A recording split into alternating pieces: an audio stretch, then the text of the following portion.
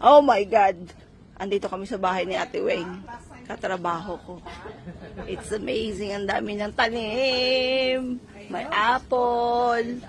Andito kami para mag-harvest kami. Baka lain mo. Tingnan mo, oh. Ay, talbos. Makalibre kami ng talbos. Ng kamote. Meron pa dito. Malunggay ito. Ate, ito yung spinach, ano? Spinach? Spinach, yeah. See? Yeah. Ang presko, ano? Kompleto. Oo, green na green. Tingnan mo ang apple niya, oh. Mga apple niya.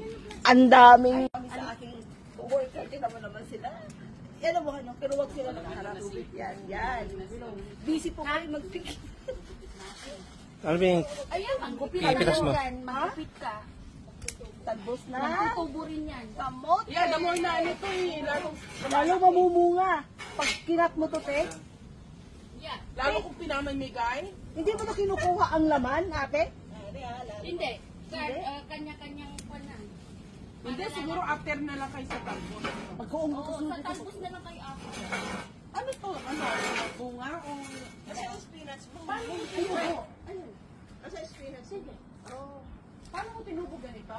Basta tumubo. Oh. Baka nga, magkamali ka naman dyan. May apple ba nga? Kumuha lang ng apple dyan. Ang ginagawa ko dyan, Nel, sinasawsaw ko yan sa bagoong. Pareho ko na tayo. Asin.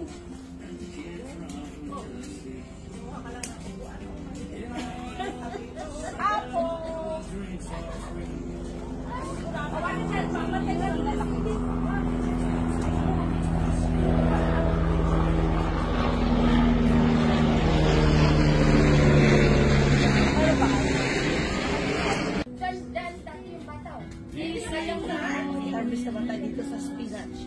Pinatubo ko ulit. Spinach naman. My gosh, ang ganda ng bahay ni Ate Weng. Ang daming tanim. Spinach, portinola. Antayin niyo ang aking vlog pagluto. O, gulay ni Ate Weng lahat yan. Alam niyo. Uy, yung papaya. Oh. Papaita. Susundan ko. Oh my God, pataas lang. Pero oh my gosh, ang daming apple. Ang sarap at tamis. Kung ano-ano lang sa umaga, ay nako. Hindi na kami magkape-kape. Ang dami yan, oh. Ano ito abot eh? Konti na nga eh. Kung dadami Ay, ang dami nga, oh. Next year. Yan. Ang dami nga, oh. Yung next year. Maganda-ganda na itsura. Ibang klase yan. Doon ko kinukuha.